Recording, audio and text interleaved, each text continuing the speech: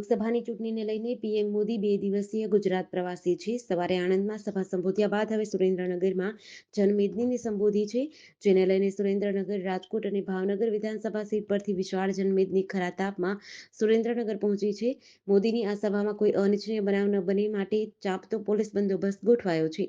PM મોદીએ આજે આણંદ અને ખેડા લોકસભા બેઠક માટે વિદ્યાનગર સ્થિત શાસ્ત્રી મેદાનમાં જાહેર સભા સંબોધી હતી. આ તકે મોદીએ વિપક્ષ પર આકરા પ્રહાર કરતા કહ્યું હતું કે ઇન્ડી ગઠબંધનની રણનીતિ પોલ તેના એક જ નેતાએ ખોલી નાખી છે. ઇન્ડી ગઠબંધન કહે છે કે મુસ્લિમો વોટ જેહાદ કરો. હવે તમે સમજો વિપક્ષનો ઈરાદો કેટલો ખતરનાક છે. કોંગ્રેસ હંમેશા રોંગ ડિલિવરી વાળી પાર્ટી છે. દેશને આઝાદી અપાવવાની હતી તો તેઓએ દેશના ભાગલા પાડી નાખ્યા. દેશનો વિકાસ કરવાનો હતો, એના બદલે જે હતું તે પણ લૂંટી દીધું. ગરીબોના રૂપિયા ગરીબો પાસે જવા જોઈએ, તેના બદલે કોંગ્રેસની તિજોરીમાં પહોંચી ગયા. અમદાવાદ શહેરમાં થોડા સમય પહેલા સિંધુ ભવન રોડ પર બર્થડે પાર્ટી બાદ એક પાગલને માર મારવાનો વિડીયો સામે આવ્યો હતો. ત્યારબાદ આ વિડીયો ખૂબ વાયરલ થયો અને આ સંદર્ભે ગુનો દાખલ કરવામાં આવ્યો હતો. ત્યારે ફરી એક વખત અમદાવાદના પૂર્વ વિસ્તારનો વિડીયો વાયરલ થયો છે, જેમાં એક સ્પાની અંદર પાગલ બર્થડે પાર્ટી મનાવી રહી હોય તેવું દેખાઈ રહ્યું છે. તેની સાથે બીજી યુવતીઓ પણ છે અને બર્થડે કેકની સાથે દારૂનો ગ્લાસ માથા પર મૂકીને એનિમલ ફિલ્મના સોંગ પર ડાન્સ કરતી જોવા મળી રહી છે. આ વિડીયો નરોડા વિસ્તારનો હોવાની વાત છે, જે અંગે અધિકારીઓ દ્વારા તપાસ કરવામાં આવી રહી છે. બે યુવતીઓ માથા પર દારૂનો ગ્લાસ મૂકીને નાચી રહી છે. આ વિડીયો વાયરલ થયા બાદ ખરેખર ક્યાં સ્પાનો આ વિડીયો છે તે દિશામાં તપાસ હાથ ધરવામાં આવી છે. સાબરકાંઠાના વડાલીમાં ઓનલાઈન મંગાવેલા પાર્સલમાં બ્લાસ્ટ થયાની ઘટના સામે આવી છે. પ્રાપ્ત માહિતી અનુસાર વડાલીમાં એક પરિવારે ઇલેક્ટ્રોનિક સામાનનું ઓનલાઈન પાર્સલ મંગાવ્યું હતું, જે પાર્સલ ખોલતા જ જોરદાર ધડાકો થયો હતો. આ બનાવમાં 11 વર્ષની કિશોરી અને 30 વર્ષના યુવકનું મોત થયું છે. બંને મૃતદેહ પીએમ અર્થે ખસેડવામાં આવ્યા છે, જ્યારે અન્ય એક ઇજાગ્રસ્તને સારવાર અર્થે સિવિલ હોસ્પિટલે ખસેડાયો છે. સમગ્ર મામલે હાલ પોલીસે તપાસ હાથ ધરી છે. વણજારા જીતેન્દ્રભાઈના નામે આ પાર્સલ આવ્યું હતું, જે પાર્સલ ઘરે પહોંચતા પરિવારના સભ્યોએ તેને ખોલ્યું હતું, ત્યારે ઓનલાઈન મંગાવેલા ઇલેક્ટ્રોનિક સામાનનું પાર્સલ જોરદાર ધડાકા સાથે બ્લાસ્ટ થયું હતું, જેમાં 2 લોકોના મોત થયા છે.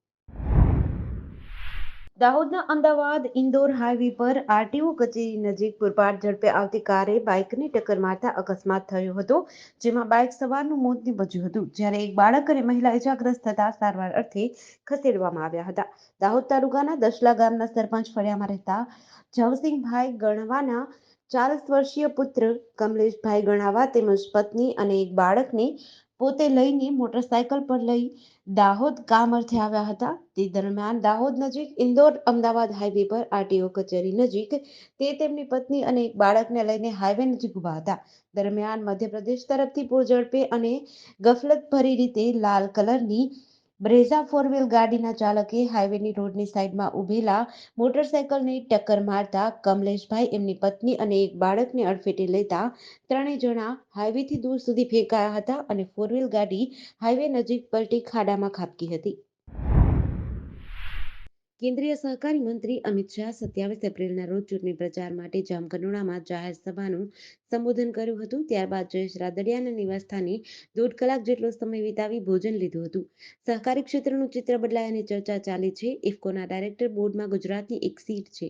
છેલ્લી 2 ટર્મથી જયેશ રાદડિયા જ બિનહરીફ ચૂંટાયા હતા. સહકારી ક્ષેત્રે પણ ઉમેદવાર પસંદગી પાર્ટી લેવલે કરવાનો નિર્ણય બાદ ભાજપ દ્વારા આ વખતે બિપિન નારણભાઈ પટેલને મેન્ડેટ આપવામાં આવ્યું હતું. જોકે જયેશ રાદડિયાએ પણ મેન્ડેટ વગર ફોર્મ ભરી દીધું હતું અને શુક્રવારે ફોર્મ પરત ખેંચવાનો છેલ્લો દિવસ છે. ત્યારે સહકારી ક્ષેત્રના રાજકારણમાં કોણ બાજી મારશે તે વિશે સહકારી અને રાજકીય વર્તુળોમાં ભારે ઉત્તેજના જોવા મળી હતી. ઇફકોની ચૂંટણી માટે ગુજરાતમાંથી કુલ 4 આગેવાનોએ ફોર્મ ભર્યા હોવાનું જાણવા મળ્યું છે, જેમાં જયેશ રાદડિયા, બિપિન પટેલ ઉપરાંત મોડાસાના પંકજ નરસિંહભાઈ પટેલ અને માણાવદરના વિજય દેવજીભાઈ જાટકિયાએ પણ ઉમેદવારી નોંધાવી છે. ગોધરા શહેરમાં આવેલ કોર્ટ સંકુલમાં નવીન ફેમિલી કોર્ટ બિલ્ડિંગની બાંધકામની કામગીરી ચાલુ છે, જ્યાં કમ્પાઉન્ડમાં મૂકવામાં આવેલ સેન્ટિંગની પ્લેટોને કોઈ અજાણ્યા ચોર ઈસમો ચોરી કરી લઈ જતા ગોધરા શહેર બી ડિવિઝન પોલીસ મથકમાં કોન્ટ્રાક્ટર દ્વારા અજાણ્યા ચોરો સામે પોલીસ ફરિયાદ દાખલ કરવામાં આવી છે. પોલીસે ગુનો નોંધી વધુ તપાસ હાથ ધરી છે.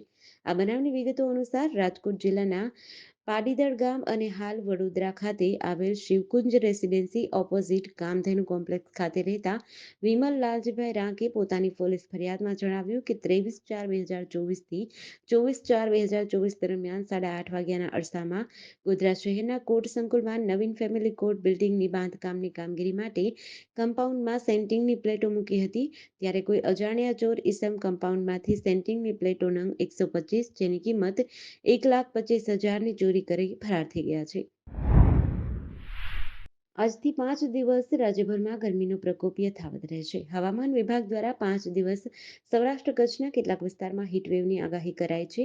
હવામાન વિભાગના વૈજ્ઞાનિક રામાશ્રય યાદવે જણાવ્યું હતું કે કચ્છ, પોરબંદર, દીવ, ભાવનગર અને વલસાડમાં 5 દિવસ દરમિયાન હીટવેવ રહેશે. આ ઉપરાંત કચ્છથી લઈને દમણ સુધીના દરિયાકાંઠાના વિસ્તારમાં અકળામણનો અનુભવ થશે. ગરમ તથા ભેજયુક્ત હવાને લીધે ડિસ્કમ્ફર્ટનો અનુભવ થશે. હાલમાં ગુજરાત પર આવતા પવનની દિશા ઉત્તર પશ્ચિમ દિશા તરફથી છે. આથી તાપમાન આગામી 3 દિવસ દરમિયાન યથાવત રહેશે. ત્યારબાદ 1 થી 2 ડિગ્રી તાપમાન વધે તેવી શક્યતા છે. તેમજ છેલ્લા 24 કલાક દરમિયાન ગુજરાતના 8 શહેરનું મહત્તમ તાપમાન 40 ડિગ્રી સેલ્સિયસ વધુ નોંધાયું હતું, જ્યારે અમદાવાદમાં મહત્તમ તાપમાન 41 ડિગ્રી સેલ્સિયસ નોંધાયું હતું. તાલાલા ગીરમાં કેસર કેરી પકવતા ખેડૂતોમાં કભી ખુશી કભી ગમ વચ્ચે કેસર કેરીની હરાજી શરૂ થઈ છે. ગત વર્ષ કરતાં 12 થી 15 દિવસ હરાજી મોડી શરૂ થઈ છે. કેસર કેરીનો ગઢ ગણાતા તાલાલા મેંગો માર્કેટમાં પ્રથમ 10 કિલોનું બોક્સ ₹12,000માં ગાયના ચારા માટે ગયું. કેસર કેરીના 10 કિલોના એક બોક્સનો ભાવ ₹625 થી 1,350 બોલાયો હતો. સરેરાશ ભાવ 950 રહ્યો હતો.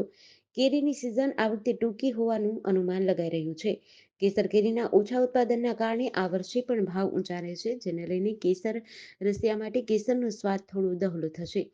તાલાલા મેંગો માર્કેટમાં પ્રથમ દિવસે 10 કિલોના કુલ 5,760 બોક્સની આવક થઈ છે. અત્યાર સુધીમાં યુકે, કેનેડા, યુએઈ સહિતના દેશોમાં કેસરના 3 કિલોના 4,400 બોક્સ એક્સપોર્ટ કરવામાં આવ્યા છે. આ વખતની સિઝન ટૂંકી ચાલશે. આ વર્ષે 60% કેસરનું ઉત્પાદન ઓછું થવાની સંભાવનાના કારણે 6 થી 7 લાખ બોક્સ આ સિઝન દરમિયાન આવશે તેવી ધારણા કેસર કેરીના વેપારીએ વ્યક્ત કરી હતી. છોટાઉદેપુર ટ્રાફિક પોલીસ અને એસટી વિભાગ હરકતમાં આવ્યું અને એસટી ડેપો બહારથી અને ચોકડી પરથી ખાનગી વાહનોમાં મુસાફરો ભરીને જતા 7 જેટલા વાહનોને ડિટેન કર્યા છે. છોટાઉદેપુર ખાતે આજે જિલ્લા ટ્રાફિક પોલીસ અને એસટી વિભાગ હરકતમાં આવ્યું હતું. એસટી ડેપો બહાર ખાનગી વાહનોમાં મુસાફરો ભરીને જતા ઇકો ગાડીઓ પર શકંજો કસ્યો હતો અને સાથે પેટ્રોલ પંપ ચોકડી પર ચેકિંગ હાથ ધર્યું હતું. તુફાન ગાડીમાં કેપેસિટી કરતાં વધુ મુસાફરો બેસાડીને જતી તુફાન ગાડી સહિત 7 જેટલા વાહનો ટ્રાફિક પોલીસે ડિટેન કરીને કાર્યવાહી હાથ ધરી છે. છોટાઉદેપુર ખાતેથી આવા ખાનગી વાહનોમાં જીવના જોખમે અને ગેરકાયદે મુસાફરો કરાવ્યા વાહનો પર ટ્રાફિક પોલીસ અને આરટીઓ દ્વારા અવારનવાર કાર્યવાહી કરવામાં આવે છે.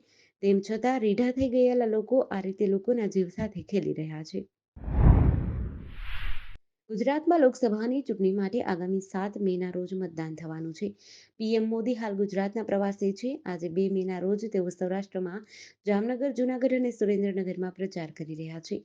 ત્યારે રાજકોટના રાજવીને ત્યાં રાષ્ટ્ર પ્રથમને ધ્યાનમાં રાખી પ્રથમ ચિંતન બેઠકમાં ગુજરાતના 45 સ્ટેટના રાજવીઓ દ્વારા રાષ્ટ્રહિત માટે પીએમ મોદીને સમર્થન જાહેર કર્યું છે.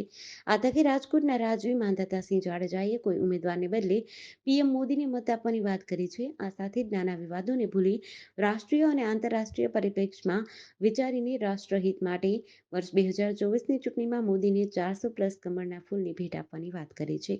જ્યારે ક્ષત્રિય સમાજના આંદોલન અંગે તેમણે કહ્યું કે ક્ષત્રિય સમાજ અને ભાજપ વચ્ચે હાલ સંવાદ ચાલુ છે. ભવિષ્યમાં તેનું સુખદ સમાધાન થઈ જશે. સનાતન ધર્મ અને ભારતીય સંસ્કૃતિના જતન માટે ગહનતાપૂર્વક વિચાર વિમર્શ કરવામાં આવ્યો હતો. 45 રાજવીઓએ તેમના સપોર્ટ આપ્યો છે, જેમાં 15 અહીં ઉપસ્થિત છે, જ્યારે 25ના લેટર ઓફ સપોર્ટ સ્વરૂપે મંતવ્યો મળ્યા છે, જેમાં કચ્છ, ભાવનગર અને ગોંડલના રાજવીના લેટર ઓફ સપોર્ટ મળ્યા છે.